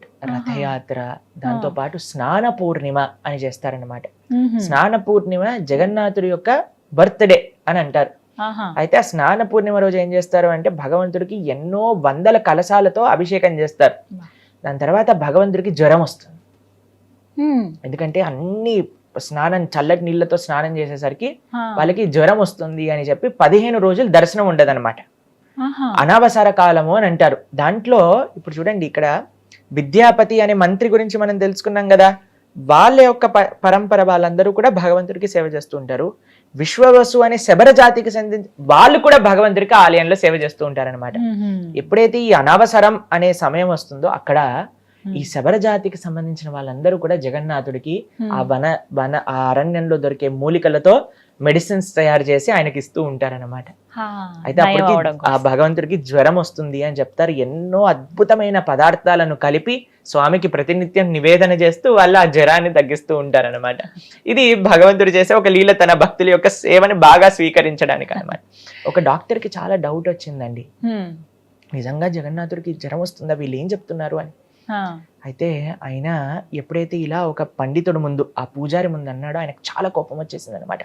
చెయ్యి పట్టుకుని డాక్టర్ని డైరెక్ట్గా టెంపుల్లో ఎప్పటికీ దర్శనం ఉండదు ఆ 15 రోజులు, అయినా సరే నన్ను పట్టుకొని తీసుకెళ్ళిపోయారు. చెక్ చేయి మా జగన్నాథుని అని థర్మామీటర్ పెట్టంగానే థర్మామీటర్ టప్ అని పేలిపోయింది అనమాట అక్కడ. అప్పుడు వెంటనే ఈ డాక్టర్ సాష్టాంగ నమస్కారం చేసి జగన్నాథుడికి, అయ్యా నన్ను క్షమించండి, మీ పట్ల అపరాధం చేశాను అని ప్రార్థన చేసిన సంఘటన కూడా ఇటీవల జరిగిందనమాట. కాబట్టి జగన్నాథుడు భగవంతుడు ఆలయంలో ఉండే భగవంతుడైనా మన ఇంట్లో ఉండే స్వామి అయినా సరే సాక్షాత్తుగా భగవంతుడు, దాంట్లో ఎటువంటి డౌట్ కూడా లేదు. ప్రభుజీ, కృష్ణ భగవాన్ గురించి మాట్లాడుకునేటప్పుడు వారి వారసులు ఇప్పటికీ ఉన్నారా అని అంటారు. ఎందుకంటే శ్రీరాముని వారసులు అని చెప్పి ఈ మధ్యకాలంలో కొంతమందిని ఇలా చూపిస్తూ ఉన్నారు. వాళ్ళ ఫ్యామిలీ వాళ్ళు తరతరాలుగా ఇలా వస్తూ ఉన్నారు, వీళ్ళంతా కూడా శ్రీరాముని వంశస్థులు అని చెప్పి. అలా శ్రీకృష్ణుని వంశస్థులు ఉన్నారా ఇప్పటికీ? ఉంటే ఎక్కడున్నారు? ఒకవేళ లేకపోతే ఎందుకు లేరు? మనకి కృష్ణుడి గురించి పరిపూర్ణంగా తెలుసుకోవాలి అని అంటే మనం చదవాల్సిన పుస్తకం శ్రీమద్ భాగవతం. శ్రీమద్ భాగవతంలో భగవంతుడి యొక్క అవతారం నుంచి భగవంతుడి యొక్క అవతార పరిసమాప్తి వరకు అంతా కూడా చక్కగా వివరించి ఉన్నారు శ్రీమద్ భాగవతంలో. ఇటీవలే మేము భాగవతం గురించి ప్రస్తావన చేస్తూ ఉన్నాం అనమాట. అందులో 9వ స్కందంలో చెప్తారు భగవంతుడి యొక్క చంద్రవంశం. రాముడు సూర్యవంశం, కృష్ణుడు చంద్రవంశం. వాళ్ళందరి గురించి చెప్తూ ఉంటారు. కృష్ణుడు, దాని తర్వాత వాళ్ళ యొక్క వంశాన్ని, దాని తర్వాత 12వ స్కందంలో కూడా ప్రస్తావన ఉంది కృష్ణుడు తర్వాత ఎవరెవరు ఉన్నారు అని. కృష్ణుడి యొక్క వంశంలో మనకి చిట్ట చివరిగా కొన్ని వజ్రనాభుడు అనే ఒక మహారాజు గారి గురించి ప్రస్తావన ఉంటుంది. ఆయన సాక్షాత్తుగా కృష్ణుడి లాంటి విగ్రహాలను తయారు చేయించి బృందావనంలో ప్రతిష్టాపన చేస్తారనమాట.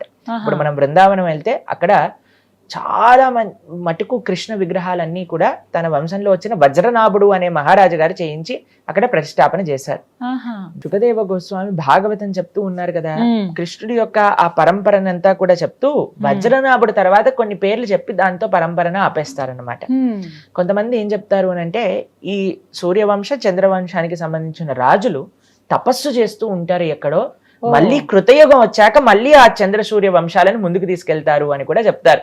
కానీ భాగవత ప్రస్తావన మాత్రం మనకి ఇప్పుడు మనం ఉన్న సమయం కలియుగంలో 5000 సంవత్సరాల్లో మనం ఉన్నాం అనమాట. ఇక్కడ ఈ శుకదేవ గోస్వామి ప్రస్తావన చేసిన భాగవతం యొక్క పరంపర మనకంటే ముందు ఒక 2000 సంవత్సరాల ముందే అయిపోయింది. దాని తర్వాత వాళ్ళు ఎక్కడున్నారు ఏంటి అనేది ప్రస్తావన భాగవతంలో లేదు. కాబట్టి కొంతమంది అంటారు వాళ్ళు తపస్సు చేస్తూ ఉన్నారు, మళ్ళీ కృతయుగం తర్వాత మళ్ళీ ఆ 2 పరంపరలు ముందుకు తీసుకెళ్తారు అనే విషయాన్ని కూడా ప్రస్తావన చేస్తూ ఉంటారనమాట. కానీ నిజమైన వారసులు కృష్ణుడికి ఇప్పుడు ఉన్నారా అని అంటే ఉన్నారు. ఎవరో తెలుసా అండి?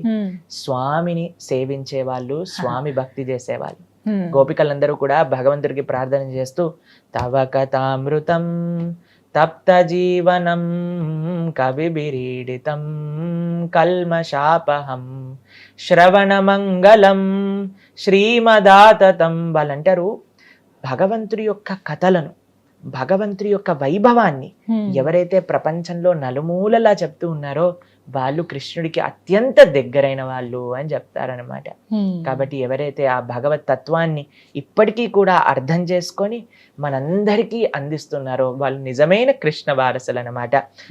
రక్షతాం సర్వలోకస్య స్వజనస్య పరిరక్షిత అని భగవంతుడి గురించి చెప్తారు. స్వజనస్య అనంటే తనదైన వాళ్ళు. ఎవరు అనంటే తనని ఆశ్రయించే వాళ్ళు, తన భక్తి చేసేవాళ్ళు. కాబట్టి ఇప్పటికీ కూడా కృష్ణుడి గురించి మనం తెలుసుకుంటున్నాం. ఎవరి దగ్గర నుంచి తెలుసుకుంటున్నాం? అటువంటి భక్తులు ఎవరైతే ఉన్నారో వాళ్ళు నిజంగా ఆ కృష్ణుడి యొక్క పరంపరకి చెందిన వాళ్ళే, వారి వారసులుగానే చూడాలంటారు. ప్రభుజీ, ద్వారక గురించి ఎన్నో సందేహాలు ఉన్నాయి. ఇప్పటికీ అసలు ద్వారక నగరం ఉండేదా, ఉంటే ఎలా ఉండేది అని అంటారు. అసలు ద్వారక లేదు, అలాంటి పట్టణాలు ఏవి లేవు, వాటి గురించి ఏదో చెప్తారంతే అనేవాళ్ళు కొంతమంది ఉన్నారు. కానీ సముద్రంలో ద్వారకకి సంబంధించిన ఆనవాళ్ళు ఉన్నాయని కొన్ని పిక్చర్స్ ద్వారా మనం చూస్తూ ఉన్నాం. నిజంగా అసలు ద్వారకా నగరం ఉండేదా? ఉంటే గనక ఎందుకు మునిగిపోయింది? మునిగిపోయేలాగా శ్రీకృష్ణ భగవానుడు ఎందుకు నిర్మించారు? అసలు ఆ ప్రజలంతా ఏమైపోయారు? ఇవి చాలా సందేహాలు. ఏం చెప్తారు? అయితే ద్వారక గురించి మీరు ప్రశ్న అడిగారు. ద్వారక కృష్ణుడు బృందావనంలో ఉండేవారు.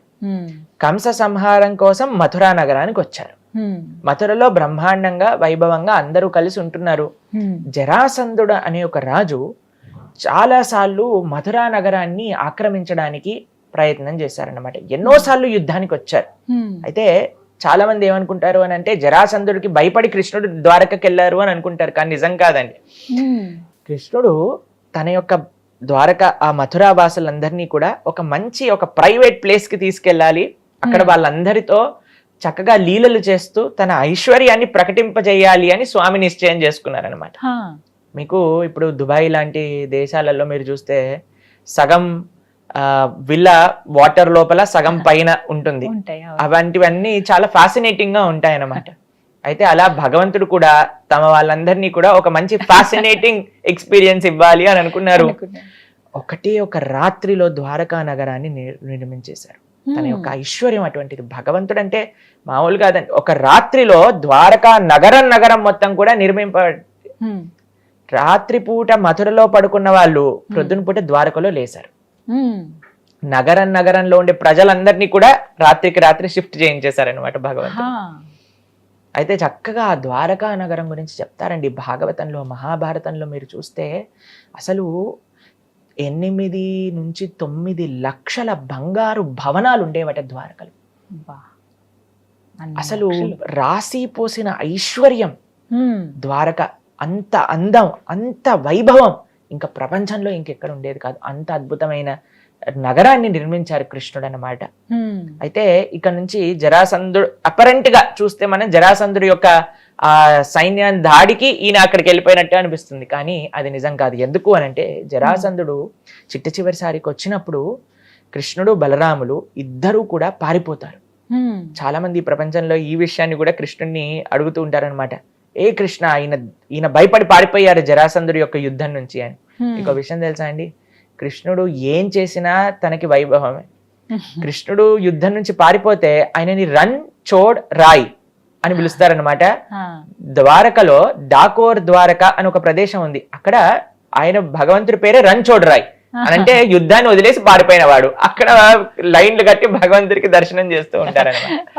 కాబట్టి మానవ మాత్రం ఏమైనా చేసామనుకోండి మనకి అది గొప్పతనాన్ని తెచ్చిపెట్టదు. కానీ కృష్ణుడు ఏం చేసినా, ఆయన వెన్నదంగతనం చేశారనుకోండి ఆయన మక్కన్చోడ్ అయ్యారు. ఇక్కడ యుద్ధం నుంచి పారిపోయారు అనుకోండి రంచోడ్ రాయ్ అయ్యారు. గోవర్ధనాన్ని ఎత్తారనుకోండి గిరిధరుడు అయ్యాడు. గోవులను పాలించారనుకోండి గోపాలుడు అయ్యాడు. ఆయన ఏది చేసినా లీల, ఆయన చేసేదే దానికోసం. నేనేం చేసినా సరే అందరూ కూడా అనుకుంటారు మా కృష్ణ బలరాములు పరిగెత్తిపోతున్నారు అని ఎక్సైటింగ్ గా చూస్తారనమాట. ఏమైంది అంటే జరాసంధుడు తన యొక్క సైన్యం మొత్తం కూడా వేసుకొని కృష్ణ బలరాములు వెనకాల పడతారండి. అయితే అక్కడ ప్రహసన అనే ఒక పెద్ద పర్వతం, చాలా పెద్దదనమాట, దాని పైకి ఎక్కేస్తారు. అప్పుడు ఈయన జరాసంధుడు అనుకుంటారు మంచి పని అయింది, వీళ్ళిద్దరు ఈ పర్వతం పైకి వెళ్ళిపోయారు, చుట్టూ కూడా మంట పెట్టిచ్చేస్తాడు అనమాట. ఆ పర్వతం చుట్టూ కూడా ఈ పర్వతంలో కాలిపోతారు ఈ కృష్ణ బలరాములు ఇద్దరు అని. అయితే ఏం చేస్తారు తెలుసా, ఎప్పుడైతే ఆ మంట ఇలా పైకి వస్తుందో కృష్ణ బలరాములు ఇద్దరు కూడా ఎన్నో యోజనాలు పొడవున్న ఆ పర్వతం పై నుంచి లాంగ్ జంప్ చేస్తారు. అమ్మో, పర్వతం నుంచి కిందకి హ్యాపీగా సేఫ్ ల్యాండింగ్ అయ్యి మళ్ళీ వాళ్ళు ద్వారకా నగరానికి వెళ్ళిపోతారనమాట. కాబట్టి ఈ ప్రపంచంలో మనకి చాలా మంది భగవంతులు దొరుకుతూ ఉంటారు ఈ కలియుగంలో. మెయిన్ గా వాళ్ళకి చెప్పాల్సింది ఒక టెస్ట్, మీరు బిల్డింగ్ మీద నుంచి కిందికి దూకండి, మీ కాళ్ళు చేతులు ఇరగకపోతే అప్పుడు మనం భగవంతుడిగా యాక్సెప్ట్ చేసుకోవచ్చు అనమాట. కానీ ఇప్పుడు విచిత్రం ఏంటంటే కలియుగంలో బీపీ షుగర్ ఉన్న భగవంతులు, దగ్గే భగవంతులు, నేను భగవంతుని అంటారనమాట.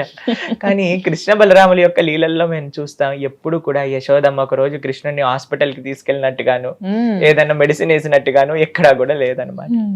అది భగవంతుడి యొక్క లక్షణం. ఆయన భగవంతుడు, మనందరం జీవులం. అయితే ఎందుకు ఈ విషయాన్ని ప్రస్తావన చేశారంటే కృష్ణుడికి ఏం భయపడాల్సిన అవసరం లేదు. కృష్ణుడు ద్వారకా నగరాన్ని నిర్మించింది కేవలం తన భక్తులకి ఒక ఎక్స్క్లూజివ్ ప్రదేశాన్ని అందించాలి, వాళ్ళతో చక్కగా లీలలు చేయాలి అని ఆ ద్వారకా నగరాన్ని నిర్మించారు. అయితే ద్వారకా నగరంలో ఉండే వాళ్ళు ఎవరు, ఆ యదుకులంలో ఉండే వాళ్ళు ఎవరు అని అంటే సాక్షాత్తుగా నిత్య ద్వారక భగవంతుడి యొక్క లోకం నుంచి అవతరించిన వాళ్ళే అన్నమాట. అందరూ కూడా భగవంతుడి యొక్క అవతార పరిసమాప్తి జరిగిపోతుంది అన్నప్పుడు వాళ్ళు కూడా స్వామి యొక్క లోకానికి వెళ్ళాలి కదా. అందుకోసం స్వామి ఏం చేశారు అని అంటే ఆ ద్వారకా నగరాన్ని మొత్తం కూడా సముద్రంలో తీసుకెళ్లిపోయేటట్టుగా ఒక ఆలోచన చేశారు అని మనం వింటాం. కానీ ఇప్పటికీ కూడా మనం వెళ్తే ద్వారక కనిపిస్తుంది మనకి. సముద్రంలో కూడా ఉంది, మనం చూస్తాం. మీరు చెప్పినట్టుగా ఒక ఆర్కియలాజికల్ డిపార్ట్మెంట్ వాళ్ళు ఎక్స్కవేట్ చేశారు అని మనకి నేషనల్ జియోగ్రఫిక్ ఛానల్లో ఆ వీడియోని కూడా ఇప్పటికీ మనం చూస్తాం. మేము చిన్నగన్నప్పటి నుంచి చూస్తాం. అయితే విచిత్రం ఏంటి అని అంటే, వాళ్ళ డాటర్ మా ఆశ్రమానికి వచ్చారనమాట కొన్ని నెలల ముందు. ఆవిడతో మేము చాలాసేపు మాట్లాడాం. వాళ్ళ నాన్నగారికి ఎలా ఈ యొక్క ఐడియా వచ్చింది, కృష్ణుడు ఎలా స్ఫూర్తిని కలిగించారు, ఎలా ఎక్స్కవేషన్లో ఎన్ని భగవంతుడి యొక్క అద్భుతమైన ఎక్స్పీరియన్సెస్ వాళ్ళ తండ్రి గారికి కలిగాయి అనే విషయాలన్నీ కూడా వాళ్ళ డాటర్ మాతో పంచుకున్నారనమాట. ఏం చెప్పారండి? అయితే ఆవిడ చెప్తున్నారు, ఎలా వాళ్ళ నాన్నగారు ఎప్పుడైతే ఈ భాగవతం వాళ్ళు చిన్నప్పటి నుంచి వింటూ ఉన్నారో, తప్పకుండా ఈ ద్వారకా నగరాన్ని నేను ఎలాగైనా సరే ప్రకాశింపజేయాలి అని ఒక దీంతో చాలాసార్లు ప్రయత్నం చేశారట. ఆయనకి సరైన హెల్ప్ వచ్చి వాళ్ళ యొక్క సరైన టీం తయారయ్యి వాళ్ళ లోపలికి వెళ్ళి చూస్తూ ఉంటే ఎన్ని అద్భుతాలు ఆ సముద్రంలో ఉండే ద్వారక. ఎలాగైతే శాస్త్రంలో కృష్ణుడి యొక్క ద్వారక ఎలా ఉందో అలానే వాళ్ళకి ఆ ద్వారక లోపల కనిపించిందనమాట. ఏ ఆనవాళ్ళు, ఏ చిహ్నాలు ద్వారకా నగరంలో ఉండేవో అవన్నీ కూడా ఆ సముద్రంలో కనిపించాయి. కాబట్టి భగవంతుడు ఉండేవాడా, కృష్ణుడు రాముడు ఉండేవాడా అనే వాళ్ళందరికీ ప్రశ్న. రాముడు ఉన్నాడా అంటే రామసేతు ఉంది, కృష్ణుడు ఉన్నాడా అంటే ద్వారక ఉంది. కాబట్టి భగవంతుడు విలక్షణమైన రూపంతో విలక్షణమైన లీలలు. ఇప్పుడు చూడండి, మనం ఒక ప్రదేశానికి వెళ్తాం, వెళ్ళినప్పుడు ఏం చేస్తాం, మన బట్టలు, ఇంకొంతమంది అయితే వాళ్ళు తినే వాటర్ బాటిల్ అన్నీ కూడా తీసుకెళ్తారు. తీసుకెళ్ళాక ఒక ప్రదేశంలో ఉంటాను 2-3 రోజుల తర్వాత ఏం చేస్తాం, మళ్ళీ అన్ని సామాన్లు చదువుకొని ఆ సూట్ కేసుని మూసుకొని మనతో పాటు తీసుకెళ్తాం. అంతేనా? భగవంతుడు ఈ ప్రపంచంలోకి వచ్చినప్పుడు తన పార్షదులు తన లోకం అంతటితో ఇక్కడికి వస్తారు, మళ్ళీ తీసుకెళ్ళిపోయేటప్పుడు అందరినీ తీసుకెళ్లి పైకి వెళ్ళిపోతారు. భగవంతుడి యొక్క అవతార పరిసమాప్తి జరిగినప్పుడు ఆ ద్వారకా వాసులందరూ కూడా ఎవరైతే భగవంతుడితో పాటు భగవత్ పార్షదులు వచ్చారో వాళ్ళందరూ కూడా నిత్య ద్వారక నిత్య లీలలోకి ప్రవేశించారు. అయితే ఇప్పుడు మీకు ఒక చిన్న విషయం చెప్తాను, ఇది ధర్మ సూక్ష్మం. భగవంతుడు ఎప్పుడైనా అవతారం స్వీకరించినప్పుడు భగవంతుడి యొక్క లోకం నుంచి వాళ్ళ యొక్క పార్షదులు వస్తారు. అందులోపల స్వర్గలోకం నుంచి దేవతలందరూ కూడా యాడ్ అవుతారు అనమాట, ఒక అంశ రూపంలో. మనం పంచ పాండవులు చూస్తాం కదా, పాండవులు ఒక్కొక్క దేవత యొక్క అంశము అని కూడా మనం వింటూ ఉంటాం. ఇంద్రుడు, తర్వాత యముడు, దాని తర్వాత అర్జునుడి యొక్క అంశం ఇంద్రుడి ద్వారా, యుధిష్ఠుడి యొక్క అంశం ఏమో యమధర్మరాజు ద్వారా, దాని తర్వాత భీముడి యొక్క అంశం ఏమో సాక్షాత్తుగా వాయుదేవుడి ద్వారా అని మనం వింటూ ఉంటాం. చాలా మంది ప్రశ్నిస్తారు, అయ్యా కృష్ణుడి యొక్క భక్తులు పాండవులు వాళ్ళు స్వర్గానికి వెళ్ళిపోయారేంటి అని. అంటే వాళ్ళు స్వర్గానికి వెళ్తూ వాళ్ళ దేవతా పోర్షన్స్ ని డ్రాప్ చేసి వాళ్ళు వైకుంఠానికి వెళ్ళారనమాట. కాబట్టి కృష్ణుడి యొక్క అవతార లీలలలో ఎవరైతే ద్వారకావాసులు వచ్చారో వాళ్ళందరూ కూడా ద్వారకకి వెళ్ళిపోయారు. ఎవరైతే దేవతలు వచ్చారో వాళ్ళందరూ కూడా ప్రభాస క్షేత్రానికి వెళ్ళి అక్కడ ఒక మిస్అండర్స్టాండింగ్ వచ్చినట్టుగా వాళ్ళ పరిసమాప్తి వాళ్ళు చేసుకున్నారనమాట. ఎందుకు అంటే అండి, యదు వంశాన్ని నాశనం చేసే వాళ్ళు ఇంక ఎవ్వరికి సాధ్యం కాదు. వాళ్ళు కానీ స్వర్గలోకానికి వెళ్ళాలంటే వాళ్ళ లోపల వాళ్ళే కొట్లాట పెట్టుకోవాలి. అందుకు ఆ విధంగా ఆయన ఒక చిన్న లీల తయారు చేసి వాళ్ళందరూ కూడా వెళ్ళిపోతారు. కృష్ణుడు కూడా అవతార పరమసమాప్తి చేస్తారనమాట. కృష్ణుడు మరణించడు, మనం పుడతాం, మనం మరణిస్తాం. కృష్ణుడు అవతరిస్తారు, కృష్ణుడు అవతార పరిసమాప్తి చేస్తారు. ఇప్పుడు ప్రతిరోజు కూడా సూర్యుడు ఉదయిస్తున్నప్పుడు ఈ రోజు సూర్యుడు పుట్టాడు, సాయంత్రం పూట సూర్యుడు వెళ్ళిపోయినప్పుడు సూర్యుడు చనిపోయాడు అంటావా? అలానే భగవంతుడు ఈ లోకంలో ఉదయిస్తాడు, అస్తమిస్తాడు. ఎప్పుడైతే స్వామి అస్తమిస్తాడో తన పార్షదులందరూ కూడా వాళ్ళ లోకాలకి వెళ్ళిపోతారు, మిగతా వాళ్ళందరూ కూడా నిత్య లీలలోకి ప్రవేశిస్తారు. ప్రభుజీ, శ్రీకృష్ణ భగవానుడి లీలలు అనంతమైనవి. అవి చిన్నప్పటి నుంచి ఆయన ఎదుగుతున్న క్రమంలో వారు పెద్ద అయిన తర్వాత కురుక్షేత్రం వరకు కూడా, అప్పుడు గీతను బోధించినప్పటి వరకు ప్రతిదీ చాలా మనకి వింతగా ఉంటాయి. అనుభవపూర్వకంగా మనం చాలా విషయాలు కూడా తెలుసుకుంటాం వాటి గురించి. ఇవన్నీ బాగానే ఉంటాయి. ప్రత్యేకంగా కృష్ణుడి గురించి మాట్లాడేటప్పుడు శ్రీకృష్ణ భగవానుడికి ఇంతమంది భార్యలా అని అంటూ ఉంటారు.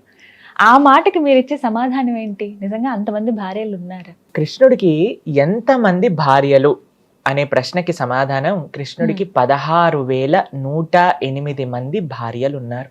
అమ్మో!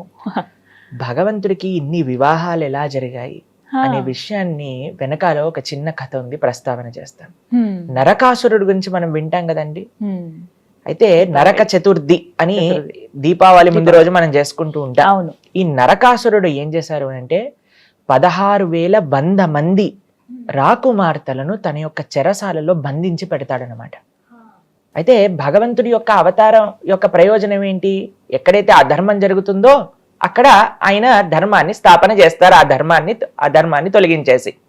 అయితే కృష్ణుడికి ఎప్పుడైతే ఇలా ఒక భగవంతుడండి ఎక్కడైనా సరే తను ఎలా రక్షిస్తాడు భక్తులని అనేది ఈ లీలలో కనిపిస్తుంది.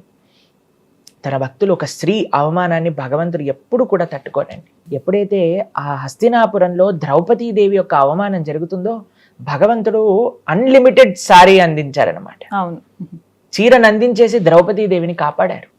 అలా ఇక్కడ వీళ్ళందరినీ కూడా నరకాసురుడు బాధ పెడుతున్నారు అని తెలుసుకొని గరుడ్మంతుడి పైన సత్యభామాదేవిని వేసుకొని అక్కడికి వస్తారనమాట. నరకాసుడిని సంహరించేస్తారు భగవంతుడు. ఎప్పుడైతే తన యొక్క భగవంతుడి లోపల ఇంకొక విశిష్టత తెలుసా అండి? ఎవరినైనా సంహరించారనుకోండి ఒక దుష్టుడితో, ఆయన రాజ్యాన్ని ఆయన తీసుకోరండి, ఆయన ఐశ్వర్యాన్ని ఆయన ముట్టుకోరు. నరకాసుడి యొక్క కుమారుణ్ణి ఆ రాజ్యానికి రాజు చేసేస్తారనమాట. అప్పచెప్పి ఈ యొక్క రాజ్యంలో వెళ్తూ ఉండగా ఈ 16,100 మంది రాకుమార్తెలను చూస్తారనమాట. అయితే అప్పుడు వాళ్ళందరూ ఒకటే ఒక స్వరంతో కృష్ణుడికి ప్రార్థన చేస్తారు. కృష్ణుడిని చూశాక, అయ్యా మేమందరం నిన్ను పెళ్లి చేసుకోవాలనుకుంటున్నాం, మీరు మాకు భర్తగా కావాలి అని ప్రతి ఒక్కరు అనుకున్నారు. దాని తర్వాత వాళ్ళు అన్నారు, అయ్యా ఈ సమాజం మేము బయటికి వెళ్ళిపోయి ఇన్ని రోజులు ఈ నరకాసుడి యొక్క చెరలో ఉన్నాక మమ్మల్ని ఎవరు స్వీకరిస్తారు? ఎవరినైనా భగవంతుడు యాక్సెప్ట్ చేస్తాడండి, ఆయన వదిలిపెట్టరు. ఎవరైనా సరే నేను కృష్ణ నువ్వు నాకు కావాలి అనుకున్న వాళ్ళందరికీ కూడా కృష్ణుడు లభిస్తాడు. ఇది స్వామి ఈ లీల ద్వారా చూపిస్తున్నారు. 16,100 మంది అనుకున్నారు మనసులో, కృష్ణ నువ్వు నాకు భర్తగా కావాలి అని అనుకుంటే స్వామి 16,100 మందితో వివాహం చేసుకున్నారు.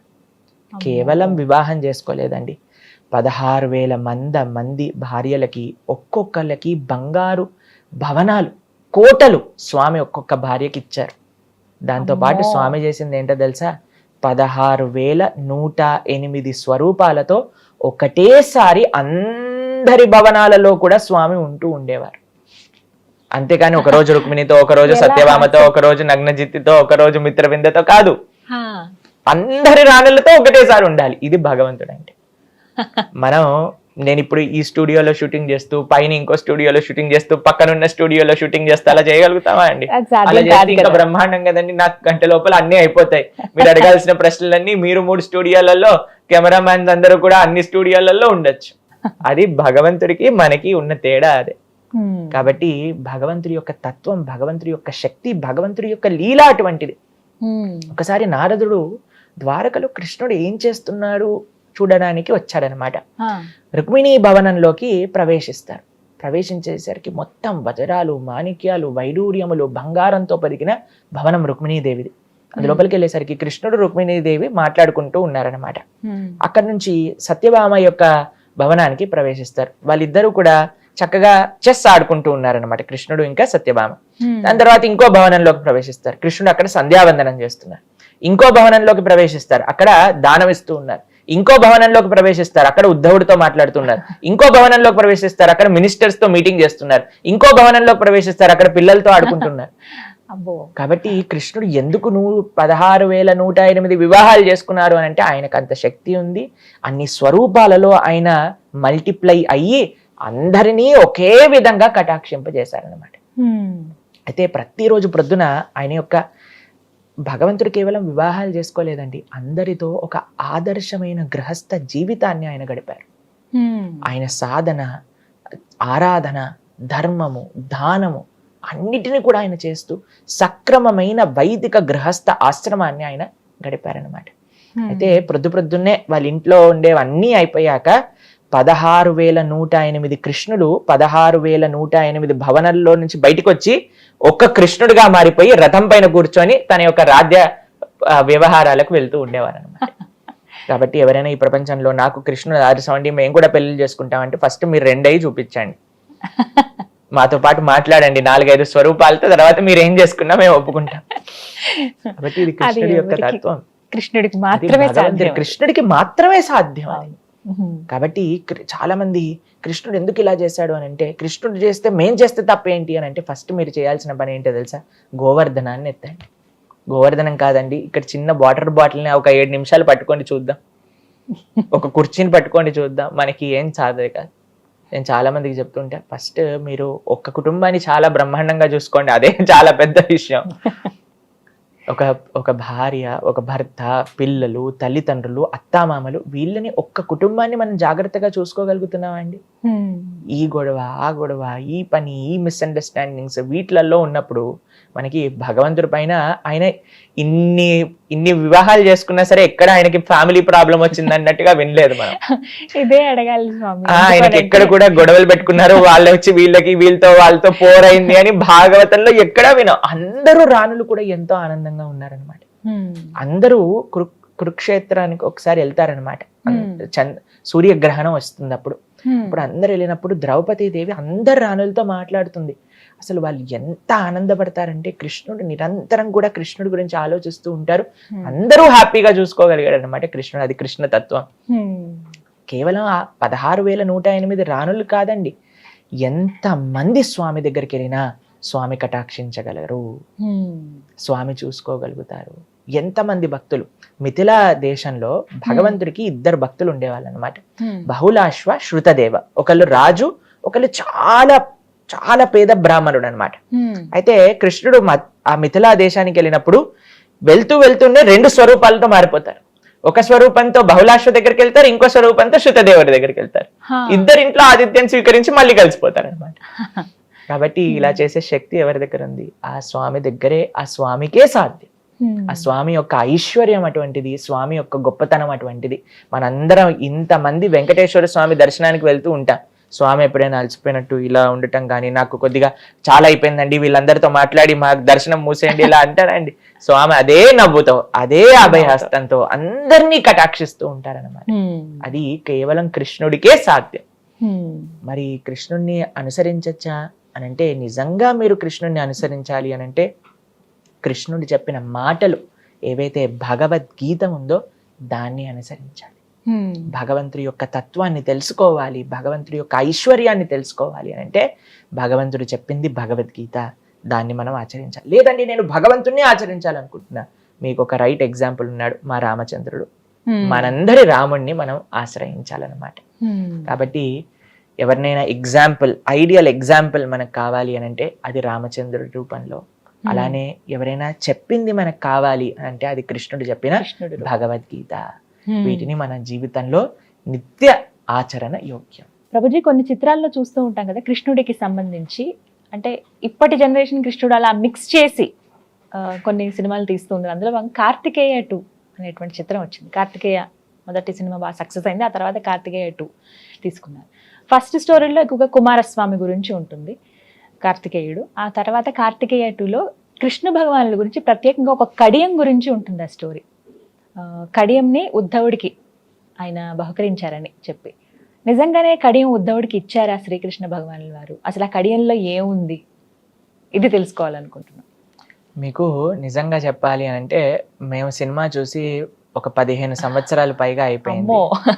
కాబట్టి మీరు ఏం మాట్లాడుతున్నారో అనే విషయాన్ని మీ దగ్గర నుంచి విని నేను అర్థం చేసుకుంటున్నా.